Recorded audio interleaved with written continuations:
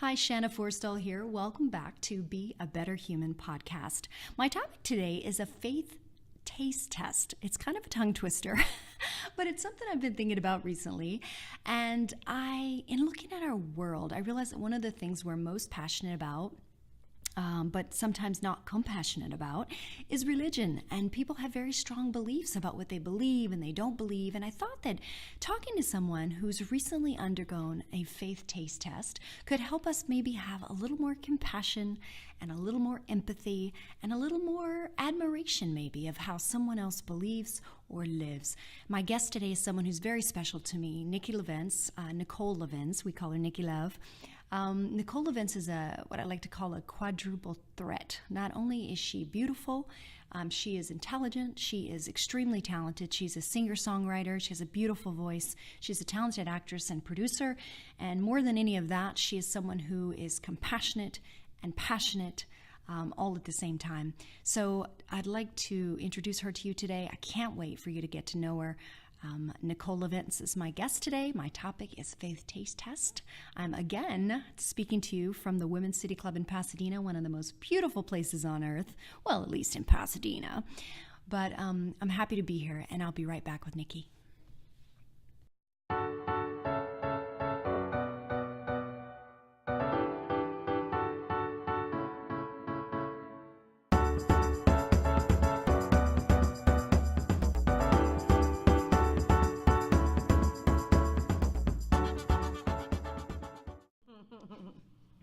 Hi, Shanna Forrestall here with Be a Better Human, and my guest today, as I told you earlier, is Nicole Lovince. We like to call her Niqui Love, and we're here today to talk about a faith taste test. It's a bit of a tongue twister.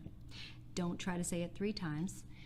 But Nikki, so I had already been thinking about this, and faith is one of those things that people get super passionate about, but not so compassionate about.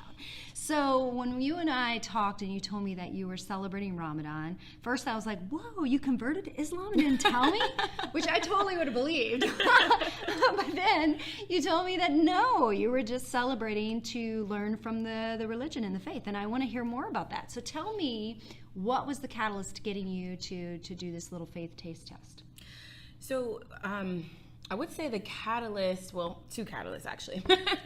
When I've always obviously known about Ramadan, right. Not very in depth, but I moved to Los Angeles about 4 years ago, and I met this incredible woman randomly a week before I moved at my going away party. Mm-hmm. And she was there with another friend, and she and I just got to talking about faith and spirituality and how we had grown up in the Baptist community, and how even though we had grown up in this one particular faith, we never really felt connected to it, but we always felt connected to a higher power, right. An ultimate source. And so she expressed to me that one of the most profound religious experiences that she had was Ramadan. And so I was like, oh, that's interesting, because right. she's not Muslim. Right. Same thought occurred to me. And I'm like, oh, I didn't know people practice Ramadan who weren't Muslim. And so that was very interesting and intriguing to me. And so she explained what it looked like, the fasting for 30 days, and then, the prayer. She did the full out Ramadan experience. I opted mostly to do the fasting from sun up to sundown. And then every so often I would journal, or I found myself praying a lot more, being more in a space of gratitude. Mm-hmm. And that's one of the things that I found really helpful in the moments where I was experiencing hunger. Right. It reminded me of all the people who would lack in that area of their lives, who may not eat a meal for several days. Right. And especially living in a country like America, we live in a very gluttonous, privileged society, and we don't think about something as simple as food because it's so readily available to us. That's not a thing that we see as a blessing that we get to experience every single day just to eat. Right. And so really just breaking down the simplicity of eating and looking at it from that way was just mind-blowing. And the fact to consciously go without something. There's power in that decision, in that choice. And so I really looked at the Muslim faith a lot differently, because Ramadan is one of the 5 pillars of Islam, and it's a center focus of their faith, and it's something that is done once a year. And I don't know, I feel like it's one of those things that I'm going to probably adopt from their faith moving forward, because I found a lot of value in the 30 days of fasting. I found a lot of value of me always having to redirect and refocus my energy in that moment of hunger, in that moment of despair. And there were a lot of blessings that happened to me during that month. People who have done Ramadan speak about that all the time, about the blessings and the revelations and all of these things that happen as a result of your lack, as a result of you consciously making a decision to go without something. And so for me, holistically, it was a game changer for sure. That's wonderful. So what would you say were the biggest challenges during that time? Anytime we make a sacrifice or we decide to take a different path or choose something that's difficult to do, right? There's challenges. Tell me what your challenges were during those 30 days. Besides the obvious. Right, I know. And here's the thing. I mean, that had to be difficult. Just not eat. Yes. And some days were harder than others. The hardest thing was the compulsion in it, because it's like, okay, I can't have anything from sun up to sundown, but there are genuinely moments where, okay, it's really hot today, and I've been running all day, and I'm on set or whatever, and your energy level or your body physically cannot do that. And so I found myself, I had to break fast maybe 4 or 5 times during the 30 days, and that completely happened. But I had to remind myself not to get so upset when that happened. Like, you have to listen to your body. Like, you're not fasting to starve yourself. Like, that's not the purpose. And there is no compulsion in Allah, as people will tell you in that faith. And so it's like, you're fasting for a purpose, but it's also being mindful and respecting your body and respecting your space. Like, that's also a part of Ramadan. So for me, it was just, the hardest part was just remembering why I was doing it. And it's not the not eating. That's not why I'm doing it. It's a bigger purpose. There's a bigger lesson and message in why I'm choosing to fast right now. And so that was the hardest part of constantly having to, like, all right, remember why I'm doing this. It's not just the not eating. That's the simplest part about it, actually. And it's not even the hardest part. You would think it is, because once you get through it, it just becomes your routine at a certain point in time. So would you say that you went into this looking to maybe try something with discipline? Like, was it about disciplining your mind or your body, about sacrifice, about being maybe more present? It was about sacrifice for sure. And one of my main goals throughout the 30 days was, I personally, I'm not sure if anyone out there can relate, but I bet you can. I have an issue with what you just said was focusing on the now, staying in the moment. It's very hard for me. I can learn from my past and apply that to my future, and I can always dream and, like, know where I'm headed, but I have a really hard time staying in the moment and really being where I am. And that can be a difficulty, because where you are is going to get you to where you're trying to go. And you may miss the blessing that's happening around you because you're so focused about what's going to happen in the future. And that was one of the things that I really wanted to focus on this month, was really learning how to be where I am. And as simple as that sounds, it is one of the hardest things to do. That's why there's so many meditation apps out there. So many yoga classes. Because any other humans out there have trouble being present? No, I think we all struggle with that, Niqui. I mean, that's definitely a common problem in humanity. I mean, we have a mind, and so it goes backwards and it goes forward. And I think, some people always think about the past and regret. A lot of people, I'm a worrier about the future. Like, if I'm not here, I'm like worrying 10 years out. Right, I'm like, what is Shanna? And I will literally miss the present because of that sometimes. So you're correct. It's something that we struggle with, and I think that it requires the discipline and it requires practice, which is what you did with Ramadan, which is why I love the whole concept of it. I try to do it on a daily basis, just try to make myself present by using my senses or taking a minute to meditate and, where am I? And then incorporating gratefulness. like you were saying? Did you find, because that's something I always try to work on, is just gratefulness. It's so easy to complain. It is. Oh my gosh, and then you're like, wait, I'm driving a car. I don't have to walk to, I have shoes on my feet. I slept in a bed last night in an air-conditioned house with a husband who loves me and a cat who wants to snuggle. Like, what do I really have to complain about, right? Exactly. And yet, we have all these first world problems. Oh my God, Starbucks took too long on my coffee. Like, literally, what are we complaining about? And so for me, to just pull myself back to the present is important. Yes.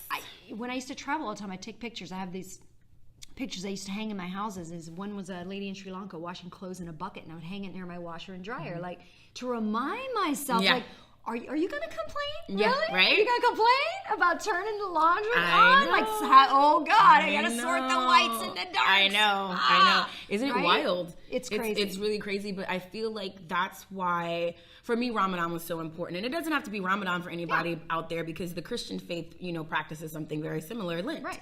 You're not giving up food, but you're giving up something for 40 days. And so when you look across religions, they all practice this in one way, shape, or form. And so there's something to be said for the beauty of sacrifice, just to remind you.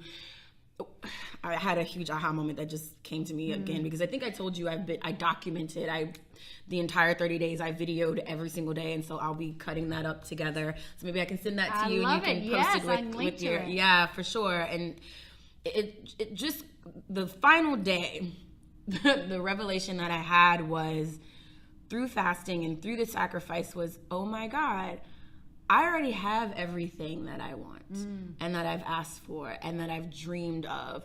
I literally already have it. I'm already existing in that space. And so everything moving forward is nothing but a blessing. Everything moving forward is the cherry on top, because I have already been blessed beyond many, many lifetimes. Right. And so I was literally in tears in this video, because lovely. It was that moment. It was like, oh my God, like, how do I ever go through any day anymore without being so grateful just for waking up? Because I literally remember, as I was standing in my apartment in the middle of LA, I realized I was standing inside of my dream. I can remember being a little girl laying in my bed, dreaming about being an actress in Los Angeles, and dreaming about having my studio apartment in the city with my view of the hills, and I could see the Hollywood sign and like windows everywhere. And so, like, days are hard sometimes. We all have those moments. The city's a city of hustle. It's hard work. It's not like you're sitting around. Exactly. We all have those moments, even in the midst of our gratitude, where we're a little complainy. That's or discouraged. Yeah, or tired, exactly. And we have those moments, and they're okay. Don't stay and dwell in that space. But it's something that's so profound about genuinely being grateful for where you are, because that is important. Where you are is just as important about where you came, just as important as where you came from. It's just as important as where you're going. Right. The past, the present, and the future, they all rise up to meet us here, which is the present. They don't exist without each other. And if we're not careful, we'll miss it. I've had times in my life that when I was in them, they were so difficult that I thought, I just can't wait to get out of this. I can't wait to get out of this and for things to change. But then when they changed, I would actually miss some things about that time. And I know when I look back at the hardest times in my life, Breathe, my short film, looks back at one of those seasons. That was not my literal story, but it was a figurative story. And I remember that season of my life, it was so painful. Like, I literally didn't know how to breathe every day. And yet, I experienced beauty in a way that I had never experienced it before. I remember standing at the Monterey Aquarium and just looking at the jellyfish and just crying and crying and crying at how beautiful they were when they breathed, and how simple it was for them to breathe, and how beautiful they were just for breathing. And I would just talk to myself like, Shanna, just keep breathing. Just keep breathing. The pain's gonna pass, the trauma's gonna pass, you're gonna get better, it's not gonna look so dark anymore. If you just keep breathing, you're beautiful just for being alive. If they're beautiful, we're beautiful. And now I look at humans in a new way, especially humans who are suffering for whatever reason with physical challenges. I've been dealing lately with chronic pain, and sometimes I just have to go back to the center of myself and go, okay, you're here. Just breathe through it. Just breathe through it. It's not always going to look like this. And the way you're experiencing the world right now is a gift. You know, it's changing the structure, the fabric, the core of who I am, and I'm so grateful for it, because I really think that these terrible experiences are making me the human that I want to be. And they're never they really terrible. Are. No, and when you look back at it, you're like, it was horrific feeling, but it was necessary. But the gift that it gave me, like I literally can look at myself in the mirror these days and go, I like you. I don't just like you, I love you. And you're funny and you're kind, and I like the human being that you are. And I really think that if I hadn't gone through some of those horrific experiences, you know, that I wouldn't be the same person. And so there's always the gift in that moment. Let's get back to faith a little bit. So you were talking about how faiths are similar, and they are, right? There's a lot of similarity between faiths. And so what might be some other ways? I know you took on Ramadan, which I think is lovely, but what are some other ways that maybe someone out there who's wanting to kind of experience a different faith, do a faith taste test and try something on, or find a new appreciation for someone else's faith or way of believing or living? How could we do that?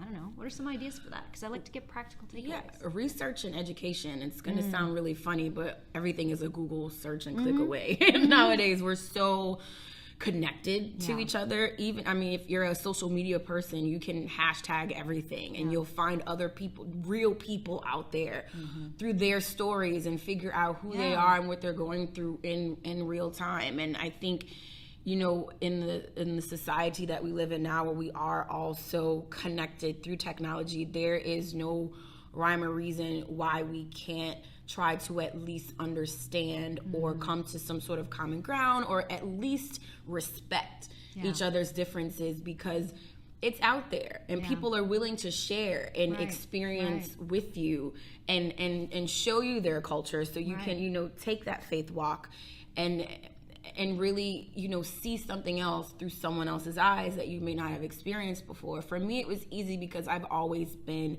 interested in things that are different. I'm drawn to that. So I'm open when it comes to experiencing different lifestyles and cultures and religions. I want to have a little taste of it all, because I feel like at the end of the day, we are all more alike than we ever will be different. That's great, Niqui. And I just wanted to follow up. So being from the South, you're a woman of color. What gave it away? And today is Juneteenth. Juneteenth, yes. Happy Juneteenth, Yay. everybody. So I wanted to ask you how maybe being a woman of color from the South may have influenced your life and your view on life, and the way that you kind of walk the world with compassion and openness. Yes. So I feel like absolutely me being a woman of color, growing up in the South, has absolutely shaped me. Just like everybody else on this planet, our experiences shape who we are. And for me, I grew up in the South, in New Orleans, Louisiana, a very traditional Baptist family when it comes to religion. And my family was the first family. We had our own pew in the church, and like my grandmother was the head of the choir and played the piano for the church. So I always had to be in church all the time, Bible study on Thursdays, Sunday school for the kids, plus the normal service. We did all those things. But because we were a first family, so connected with things being organized in the church, I got to see the people, the heads of the church, outside of the church.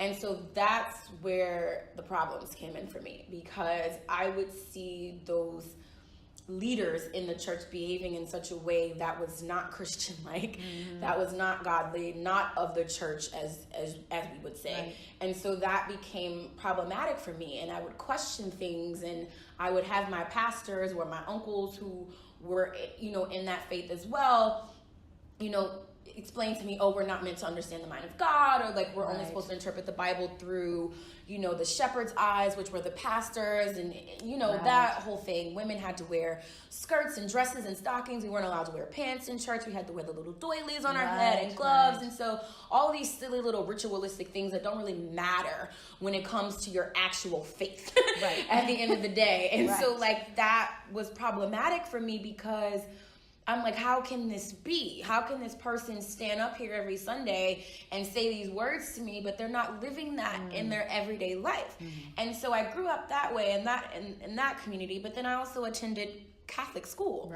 So now I'm learning, you know, the whole Catholic side of things. And like when you learn church history and church doctrine, oh my God, the Catholics like murdered people to like gain the power and influence that the Vatican has and that the Catholic Church has. And so for me, it's like, oh my God, that's one of the 10 Commandments. Like, how is this okay? And we're not going to talk about that? No, okay. All right. So for me, it was just, it became this thing. And then outside of that, I've always just been very naturally spiritually connected to the other side of the veil, as it were. And I would see spirits growing up. I would be connected to that side of things. I would experience and feel things that the untrained eye wouldn't normally be connected to. And so when I would ask questions about that, you know, those in my family who were ministers or deacons or whatever, if they weren't experiencing it, it couldn't obviously be real because they're a true, you know, shepherd of God. But clearly I'm not, because I haven't gone to whatever, you know, theological school and blah, blah, blah, blah, and I'm not a man. So You're not? I know, right? So, you know, the combination of those three things really helped to shape my thought process, because I always felt connected to other. I always felt connected to something else outside of religion. Religion felt very restricted to me, and it always felt silly. Honestly, I hope I'm not offending anybody, but church always felt silly for me. It still feels very silly for me. It feels unnecessary for me. Right. But I understand that other people don't feel that way, and that's great. Have some sort of faith and connectivity to something. I think that's important. But for me, I don't feel it necessary to go to church every Sunday and wear a dress and a hat and hoop and holler. Right. I don't need that. We can find different ways to display our faith, to connect to faith. I know for me, it's nature. I mean, if I'm in a park or in gardens or hiking the canyons or at the beach or whatever, that's when I feel most connected to Source. I'm the same way, the exact same way. Yeah. So I just have always known that there is something deeper that connects us all, that goes far beyond religion, which is man-made. Right. Sorry, guys. You know, someone else is telling us to believe in this. That has nothing to do with the power and the connectivity to Source, because you already have that within you. That connection and that relationship is something that is very personal, individualized to each person, but it's also the ties that bind us. And so I think when it comes to any religion or any spiritual experience, if it does not connect you and ground you to you, that then also comes out of you and connects you to the other people and nature and to these other beings on this planet, then it is not of God, because it's not real. Yeah. And so, and we can, and you know, people have different ways of connecting to faith, like we just talked about, and manifesting their faith and practicing their faith, and that's all fine. You know, some people love to go to church, they love the community of gathering with other people and singing or doing whatever, and that's great. You know? But like Niqui said, maybe it's us kind of checking ourselves. It's like, is what I'm connecting to making me a better human? Is it making me have more love in my life, more compassion? Is it helping me to understand myself better? And then helping me to connect to the other humans that God has given me to share the earth with. Exactly. Because at the end of the day, what most religions teach, and I think I may have mentioned this earlier, I'm not sure, so I'll say it again because it's important. But they're all saying the same thing. Love yourself, and love your neighbor as you love yourself. And that's it. That's being a human. That is practicing, not only practicing, but respecting humanity. And that's all we need at the end of the day. You know, if we can just get over ourselves and get over our egos and get over pride, that really has no place to sit at the table with us. None of that has any place at the table when it comes to being a human and making sure that we are all okay. At the end of the day, everybody wants the same thing. Right. We want the same thing. We want to be okay, healthy, happy, and whole, and we want our loved ones to be the same. Right. Yeah. No, that's a really good point. So I have a favor to ask. Okay. Today is Juneteenth, and you guys don't know, or you may not know. You probably heard it while she was talking. She has this really beautiful voice. But it's really lovely when she sings. And Niqui, I was wondering if you would sing a song for us, like something to do with love. I don't know, something to do with faith, something that means something to you. Okay, I'm totally going to steal something from Beyonce's Coachella performance. Fantastic! In the spirit of Juneteenth. I love it. Happy Juneteenth, everybody. Yes. Lift every voice and sing till earth and heaven ring, ring with the harmony of liberty. Let our rejoicing rise high as the glistening skies. Let us march on till victory is won. That was beautiful. And you just had church. Shanna Forrestall here with Be a Better Human with my little sister and beautiful, lovely songbird, Nicole Lovince. If you haven't started following her yet, follow her on social media. She's a talented performer and a beautiful human, and she will inspire you to be a better human as well. Thanks for being on, Niqui. Thank you for having me. Have a good day, everybody.